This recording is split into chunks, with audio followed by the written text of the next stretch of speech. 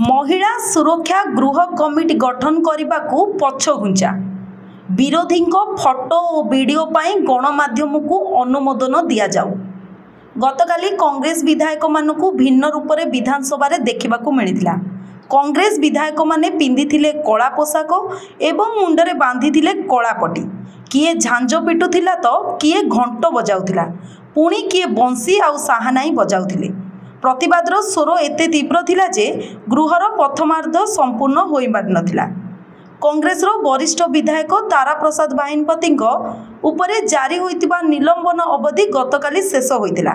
श्री बाहिनीपति गृह प्रवेश करने सह कांग्रेस एही अभिनव प्रतिवादर नेतृत्व नेइथिले।